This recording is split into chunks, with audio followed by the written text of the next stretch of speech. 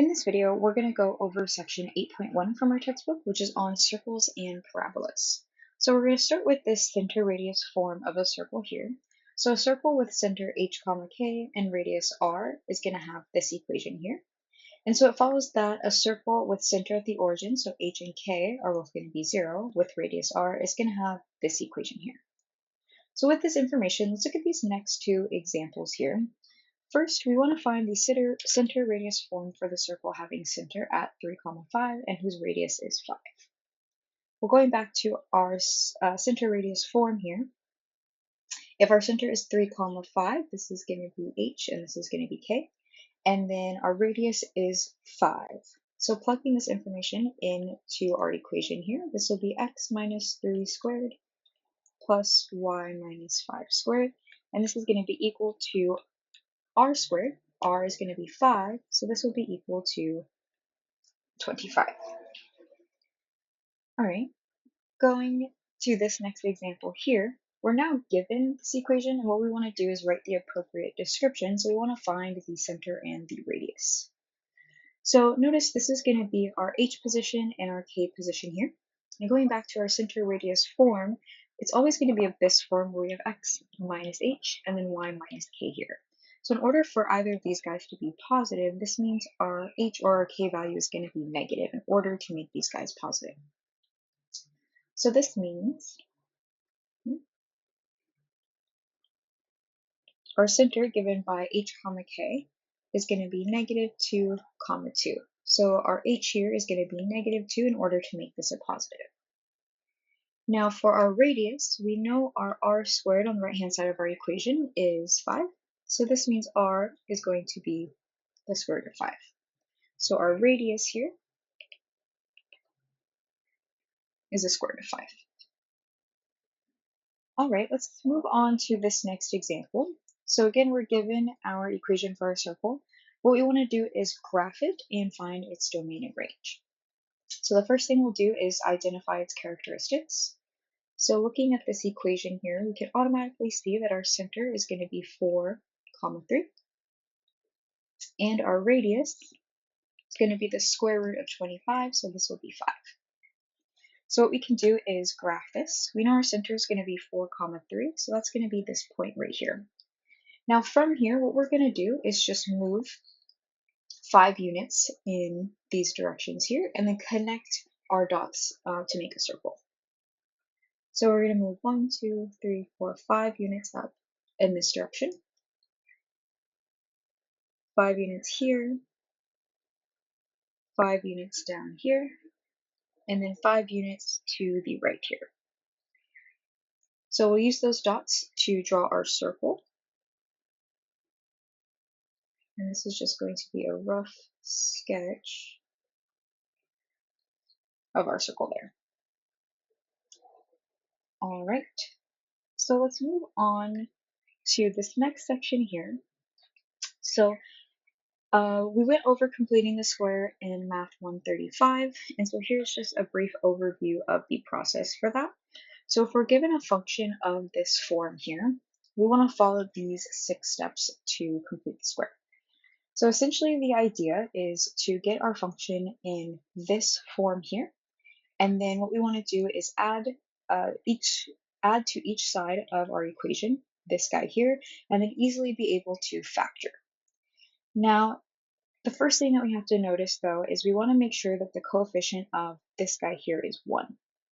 If that's the case, then all we have to do is just move over this c to the other side of our equation. Then we'll add this b over 2a squared to both sides and then factor this here. Now, if a is not 1 in this case, that's where this first step comes in handy. We want to divide each side of our equation by that a and then follow these steps. So for this, for the next example that we'll see, a is going to be 1, so we don't have to worry too much about that. And I think in the next couple of sections, we will see completing the square come up more, and so we'll see an example where a is not going to be 1. So completing the square comes in handy when we're looking at the general form of the equation for a circle. So the equation for a circle won't always be given in our center radius form. Sometimes it'll be given in this general form here. Now when that's the case, what we're going to do is complete the square so that we can graph it and get the other information regarding the center and the radius of the circle. So let's look at this example here. So we want to decide whether or not the equation has a circle as its graph. It could be that we're given an equation of this form and it's actually not going to be a circle. Now, if it does, we want to give the center and radius, and then if not, describe the graph. So, like it says here, what we're going to do is find the center and radius by completing the square for both x and y variables. Now, I'll post another video of this for what we did in Math 135 so you can reference it, but we're going to do the same thing here. So the first step that we want to do in completing the square is we are going to move this c term to the other side of our function because, as we can see, for both x and y variables, the coefficient here is just 1, so we don't have to worry about that guy. So we're going to subtract 33 to both sides of our equation here. Now, after that, we're going to group our x and y variables because we're going to be completing the square for them separately.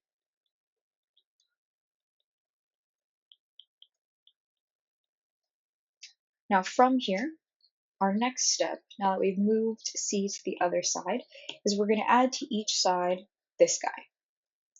So we need to do this separately for x and y. So in this case here, a is 1 and b is 10.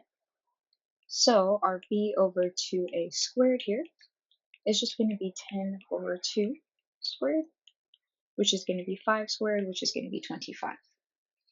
And then for our y variable here, our a is 1 and our b is 6.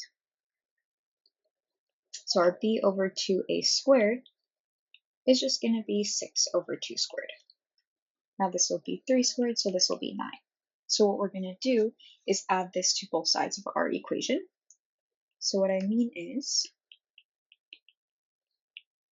we have this here, and we're going to add 25 to our x variables.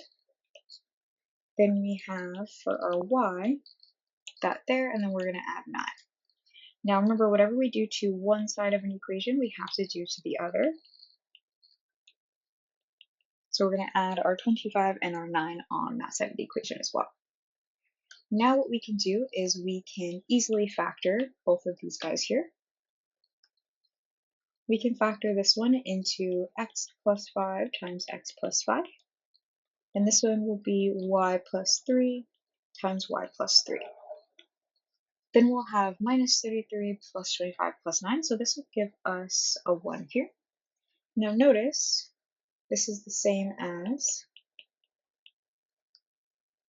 this. So we have x plus 5 squared plus y plus 3 squared is going to be equal to 1. And so now this is in our center radius form here. Our center is given by these guys here. And now since they're both positive here, that means our h and k values both have to be negative. So we're going to have negative 5 and negative 3 as our center. And then our radius, here we have r squared. So our radius is going to be the square root of 1, which is just going to be 1.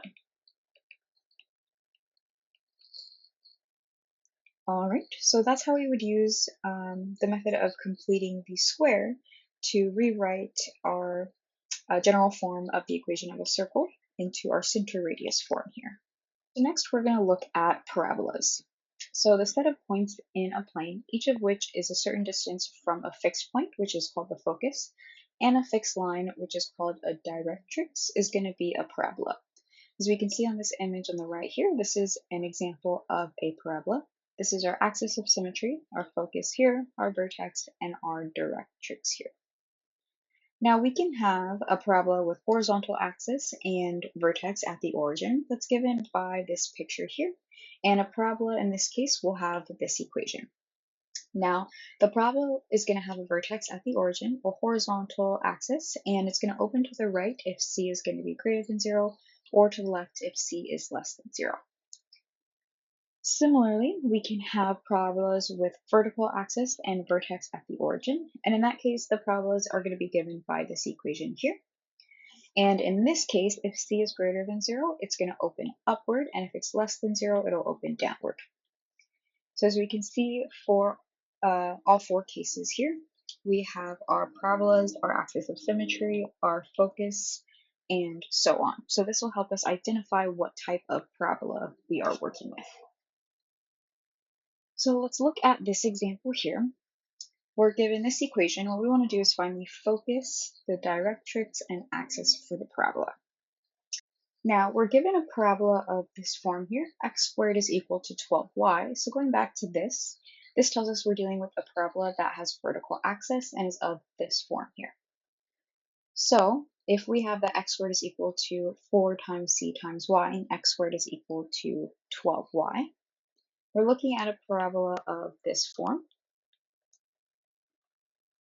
And so this tells us that 12 must be equal to 4c. So just looking at the form of our equation for our parabola here, if x squared is equal to 4 times c times y, 12 must be equal to this 4c here. Now what we can do is solve for c, because that'll tell us what our focus is. So we'll end up with c is equal to 3. Now remember, our focus is going to be this point here, 0, c. So in this case, our focus is going to be 0, 3. Now our directrix is going to be the line y is equal to minus c. So this will be y is equal to minus 3. And lastly, we want to find our axis, and we know that's going to be the vertical axis. So in this case, that will be the line x is equal to 0. So the y-axis. All right. So now let's move on to translated parabolas. So a parabola with this vertex here, h comma k, is going to have an equation of this form or this form, where the focus is going to be a distance c from the vertex, and c is going to be positive. So if we're looking at a vertical axis here, our parabola is given by this equation. And if we're looking at a horizontal axis here, our parabola is given by this equation. All right, so let's look at an example. So we're told that this equation here defines a parabola, and without graphing it, we want to find the vertex and determine whether the graph opens left or right. So the first thing we want to note here is that we're given an equation for our parabola of this form. So this tells us our parabola is going to have a horizontal axis in this case. And the way that the question was worded also gives you a little hint here. We want to determine whether the graph opens left or right. So either facing this way or the other, and that's only the case for our horizontal axis. All right, so the first thing we'll do is take note of our vertex. So since we're given an equation of this form here, this is going to be our first point and then our second point for our vertex. So going back to the equation given, this tells us our h is going to be -5 and our k is going to be +4. Remember, the form of our equation is x minus our h here, so in order for this to be a plus, our h needs to be negative. Now in this case, we have a y minus our k value, and since this is not a positive, this guy will be. All right, now the next thing we want to do is determine whether the graph opens left or right. Now remember, we're going to be given that information based off of our c value. So if our c is greater than 0, it'll open to the right. If it's less than 0, it'll open to the left here. So we need to determine what our c is. Going back to this equation, we can use this 4c here to determine what our c is. We'll look back at our equation given in our problem, and whatever this term is here, we'll use to find c. Now going back to this equation here, we actually don't have a coefficient in front of this x plus 5 here, so that means this guy is just going to be equal to 1. So 4c is going to be equal to 1. Now we can just divide by 4 to solve for c. Doing so, we get that c is going to be 1/4, which is greater than 0 or positive. So our graph, let me write that, oops, sorry. So our graph is going to open to the right, since c is positive. All right, let's look at another example here. Now, in this case, we're given our vertex and our focus, and we want to write the equation for the parabola. So the first thing to notice here is that our x-coordinate for both our vertex and our focus are the same, it is 2. And going back to our diagrams here for our translated parabolas, if our x value for our focus and our vertex are the same, then we're looking at a vertical axis here. Now in the case of our horizontal axis, notice our y coordinates for our focus and our vertex would be the same.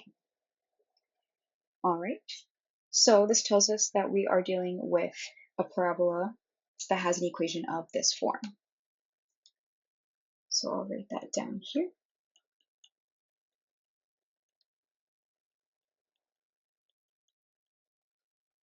All right, and what we want to do is fill in our given information.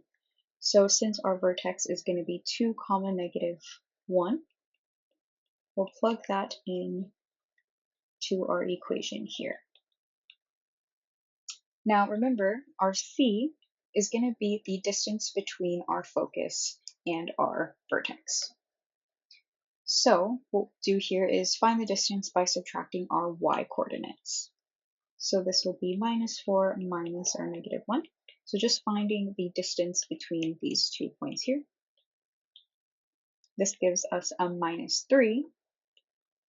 So plugging in a -3 into our c, we'll get 4 times -3. So this will be -12 times y plus 1. And so this will be our equation for our parabola. All right, and so the last example we'll look at is the following here. So we're given this equation, and we want to graph the parabola, and we're told that it's a horizontal parabola and give the domain and range. So what we're going to do, since we know that it is a horizontal parabola, we're going to want to rewrite this equation in that form here. So we're going to want to rewrite it in this form here. And we'll do so by completing the square. So we want to write this guy in this form here. All right. So the first thing that we'll do is try to get this equation in that form. So what we'll do is we'll subtract 6 on both sides for our equation. Doing so, we'll get x minus 6 is equal to -4y squared minus 4y. Now remember, when we're completing the square, we want the coefficient of our squared term to just be 1. So we're going to pull out a -4. So we get a -4 times y squared plus y here. Now what we'll do, and remember we're completing the square,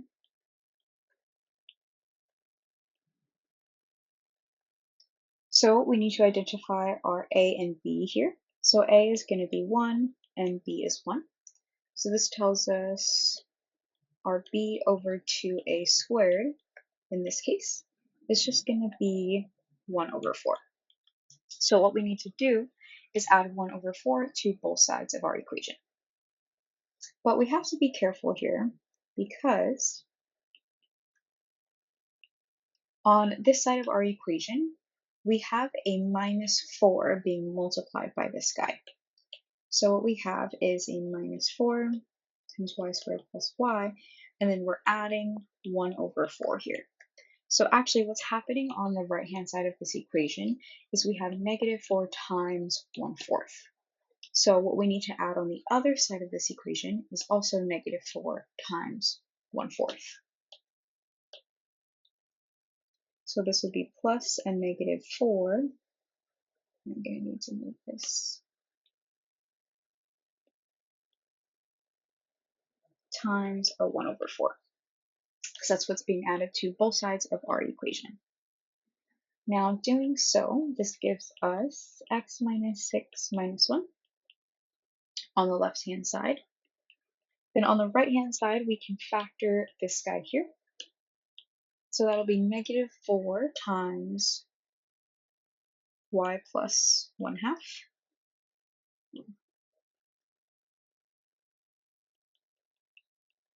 times y plus 1/2.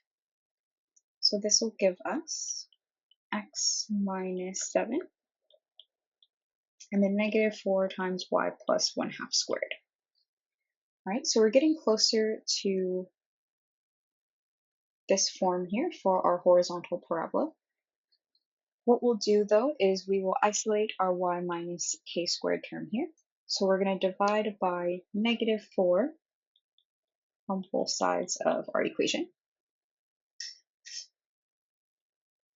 So what we'll end up with, we have a -1/4 times x minus 7 is going to be equal to y plus 1/2 squared. So this is going to be our final equation for our parabola here. And so we can easily identify what our vertex is in this case. Our h in this case is going to be a positive 7, and then our k is going to be a negative 1/2. So what we'll do is we'll plot that point. That'll be right about there. Now what we can do is plug in some values for x and see what pops out and plot them and then connect them to draw our horizontal parabola. So let's plug in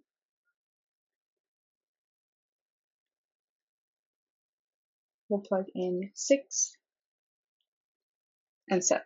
And the reason why we're going to plug in 6 twice here is because y is going to take on 2 values for 6.